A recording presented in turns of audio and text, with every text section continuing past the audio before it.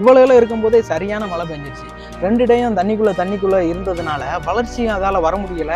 ரொம்ப அழுகி போச்சு. இந்த இலை இந்த 1 ஏக்கருக்கு நம்ம எப்படி அறுத்தாலும் ஒரு 2,50,000 லட்சத்துல ஒரு 3,50,000 ரூபா இலை கட்டு கொடுத்துடலாம். அப்புறமா ஒரு வாழைக்கு ஒரு இதுக்கு நீங்க ஒரு 300 ரூபா போட்டா கூட அதுல ஒரு 1000 × 3 போட்டீங்கன்னா 3 லட்சம் ரூபா வரும்.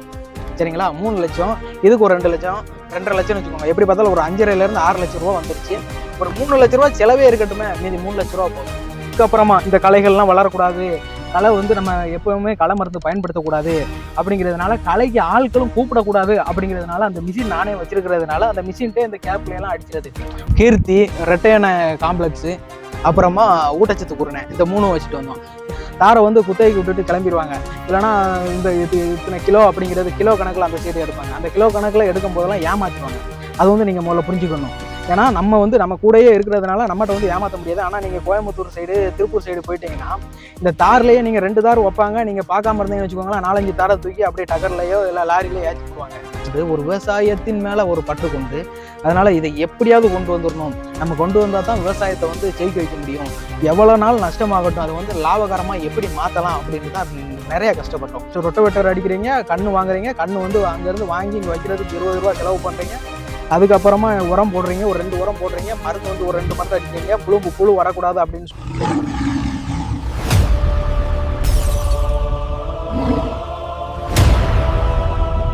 உறவுகளுக்கு வணக்கம். இன்றைய காணொலியில் நாட்டு வாழையை பற்றி தெளிவாக பார்க்க போகிறோம். அதாவது இது 3ஆவது மாத கன்று, 3ல இருந்து 4ஆவது மாதம் கரெக்டாக சொல்ல போனோம்னா ஒரு 110வது நாள் கன்று.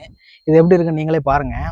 அதாவது எதனால இவ்வளோ வளர்ச்சி கம்மியாக இருக்குது, என்ன உரம் போட்டோ இப்போ இதை மேலே கொண்டு வரலாம், அதாவது என்ன மருந்து பயன்படுத்தி இருக்கிறோம், என்ன உரம் போட்டிருக்கிறோம், எப்படி நம்ம நிலத்தை தேர்வு செஞ்சுருக்கிறோம், என்ன நிலத்தை தேர்வு செஞ்சோம், எவ்வளோ ரூபா செலவு பண்ணியிருக்கிறோம், எவ்வளோ ரூபா வருமானம் பெறலாம் அப்படிங்கிறத இந்த வீடியோவில் நம்ம தெளிவாக பார்க்க போகிறோம். வாங்க வீடியோக்குள்ளே போகலாம். இது நாட்டு வாழை. சரிங்களா? நாட்டு வாழை அப்படிங்கிறது இந்த சைடு நம்ம தென்காசி சைடு, தென்காசிலையுமே சங்கரங்கோலுக்கு கிழக்கு பகுதி, தெற்கு பகுதியில் தான் அதிகமாக இந்த நாட்டு வாழை பயிரிட்டு வராங்க. இந்த நாட்டு வாழை இன்னொரு நம்ம நண்பர்கிட்ட தான் வாங்கியிருந்தோம். ஒரு கண் அவர்கிட்ட இருந்து வாங்கும்போது 5 ரூபாய்க்கு வாங்கியிருந்தோம். நம்ம இங்கே வைக்கிறதுக்கு 2 ரூபா செலவு, ஒரு கண்ணுக்கு 2 ரூபா செலவு. அப்புறம் அங்கேருந்து ஏற்று கூலி, இறக்கு கூலி எல்லாம் இருக்குது பார்த்தீங்களா? அப்படி இப்படிங்கும்போது எப்படியும் ஒரு ஏக்கருக்கு மொத்தமாக ஒரு கண்ணுக்குன்னு பார்த்தீங்கன்னா 20 ரூபா வந்துடுது ஒரு கண்ணுக்கு மட்டும். இந்த 1 ஏக்கர் இந்த நம்ம நிலத்துல 1000 கன்று போடலாம். 1000 கன்று போடும்போது ஒரு கன்று 20 ரூபா அப்படிங்கும் போது 20,000 ரூபா வந்துடுது. சரிங்களா? ஃபஸ்ட்டே 20,000 ரூபா செலவு. அப்புறம் ஃபஸ்ட்டு எடுத்ததும் இது நம்ம நெல் போட்ட இடம் அப்படிங்கிறதுனால ஒரு டேரெக்டாக நம்ம ரொட்டவேட்டர் அடிக்கணும். அந்த 42 கலப்பை இருக்குது பார்த்தீங்களா? ரொட்டவேட்டர் அடிச்சுட்டு அப்படியே நம்ம குழி தோண்டி ஊனி விட்டாச்சு. ஏன்னா நான் அந்த உழவு இந்த உழவு அடிக்கலை. அப்புறம் நானே அந்த மிஷின் வச்சிருக்கிறதுனால அந்த டக்கர் மாதிரி இருக்கும் தெரியுமா, சின்னதை, அந்த இது இருக்கிறதுனால நானே உழவடிச்சுக்கிறது, ஃப்ரீயாக இருக்க நேரம் உழவடிச்சுக்கிறது அப்படியே பயன்படுத்திட்டு வந்தோம். ஏன்னா நம்ம வைக்கும் போதே அடியில் உரம் போட்டு வைக்கலாம். நம்ம இயற்கை சாணங்கள் தான் அதிகமாக பயன்படுத்திட்டு வந்தோம். அதாவது மாட்டுச்சாணம், ஆட்டுச்சாணம், அப்புறம் பார்த்துக்கிட்டீங்கன்னா மண்புழு உரம் தான் அதிகமாக போட்டுட்டு வந்தோம். ஃபஸ்ட்டு அடியிலே போட்டுட்டோம். அது அடியில் போட்டதுனால கொஞ்ச நாள் உரம் போடக்கூடாது அப்படிங்கிறத விட்டுட்டோம். ஏன்னா நம்ம ஊரில் நம்ம பச்சை டைம் பார்த்து அந்த மழை வரணும்னு இருந்திருக்குது. மழையும் பார்த்தீங்கன்னா அந்த டைம் தான் வந்துருச்சு. மழை கரெக்டாக இந்த கண்ணு வச்சு ஒரு 30 நாளில் நல்ல மழை. இவ்வளோ இருக்கும்போதே சரியான மழை பெஞ்சிருச்சு. 2 டேயும் தண்ணிக்குள்ள இருந்ததுனால வளர்ச்சியும் அதால் வர முடியலை. ரொம்ப அழுகி போச்சு. ஆனால் வேற ஒருத்தவம்னு வச்சுக்கோங்களேன், இப்படி அழுகிருச்சு அப்படின்ட்டு இந்த விவசாயம் வேண்டாம், இதை நம்ம வாழையை பராமரிக்க முடியலன்னு தூர போட்டு போயிருப்பான். ஆனால் நாங்கள் விவசாயம் மேலே ஒரு பற்று கொண்டு, ஒரு விவசாயத்தின் மேலே ஒரு பற்று கொண்டு, அதனால இதை எப்படியாவது கொண்டு வந்துடணும். நம்ம கொண்டு வந்தால் தான் விவசாயத்தை ஜெயிக்க வைக்க முடியும். எவ்வளோ நாள் நஷ்டமாகட்டும், அதை லாபகரமாக எப்படி மாற்றலாம் அப்படின்ட்டு தான் நிறைய கஷ்டப்பட்டோம்.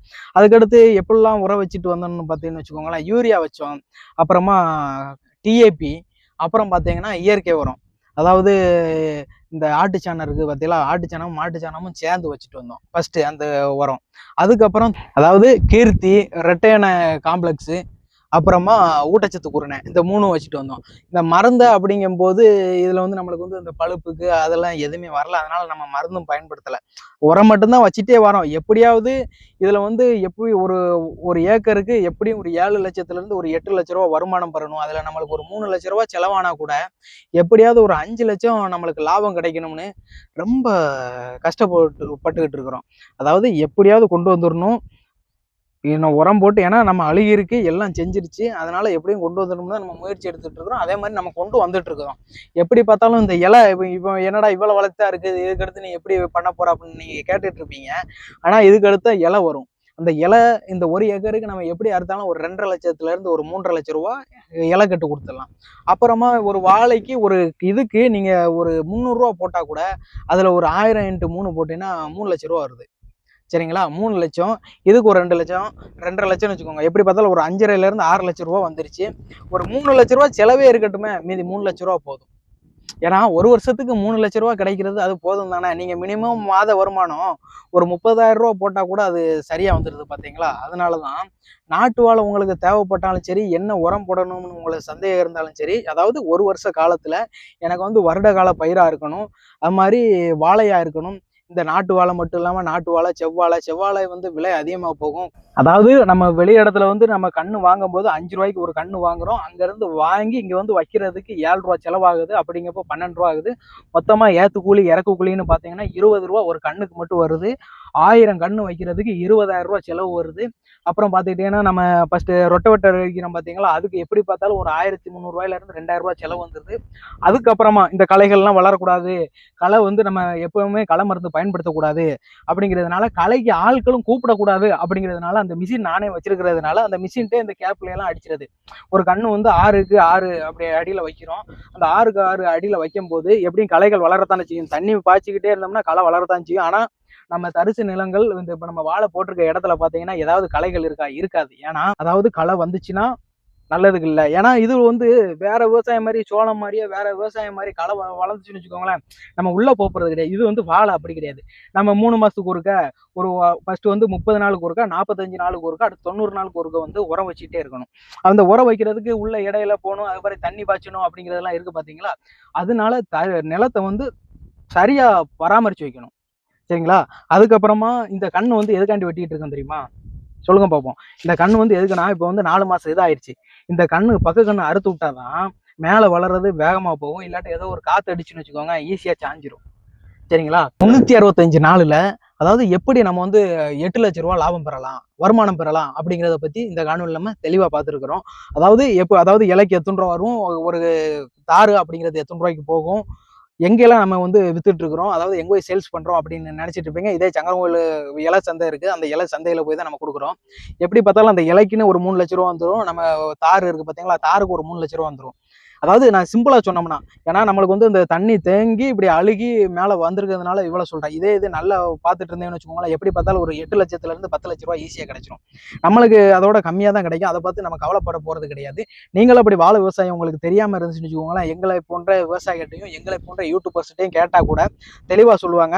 அது மாதிரி நீங்க உரம் கொடுக்கும்போது சரியான உரத்தை கொடுக்கணும், சரியா மண்ணை தேர்வு செய்யணும், எந்த களைகளும் வர விடக்கூடாது, அது மாதிரி பக்க கண்ணுகளை சரியா அறுத்து விடணும், அது மாதிரி நீங்க வந்து சரியா பராமரிக்கணும். ஒரு ஒரு சில இடத்துல எனக்கு தார் வந்துடுச்சு அப்படின்னு சொல்லிட்டு தாரை வந்து குத்தகைக்கு விட்டுட்டு கிளம்பிடுவாங்க. இல்லைன்னா இந்த இத்தனை கிலோ அப்படிங்கிறது கிலோ கணக்குல அந்த சைடு எடுப்பாங்க. அந்த கிலோ கணக்குல எடுக்கும் போதெல்லாம் ஏமாத்திடுவாங்க. அது வந்து நீங்க முதல்ல புரிஞ்சுக்கணும். ஏன்னா நம்ம வந்து நம்ம கூடயே இருக்கிறதுனால நம்மகிட்ட வந்து ஏமாத்த முடியாது. ஆனா நீங்க கோயம்புத்தூர் சைடு, திருப்பூர் சைடு போயிட்டீங்கன்னா இந்த தார்லயே நீங்க 2 தார் வைப்பாங்க. நீங்க பார்க்காம இருந்தீங்கன்னு வச்சுக்கோங்களேன், 4-5 தாரை தூக்கி அப்படியே டகர்லயோ இல்ல லாரிலயோ ஏற்றி போடுவாங்க. அது முதல்ல தெரிஞ்சுக்கணும். அதாவது நம்மளே கூட இருந்து நம்மளே தாரை ஏற்றி விட்டு நம்மகிட்ட பணம் கொடுக்கறது வர அப்படி பக்கத்துலேயே இருந்தால் தான் அது முடியும். இல்லைன்னா விவசாயம் வந்து அடிபட்டுக்கிட்டே தான் இருக்கும்.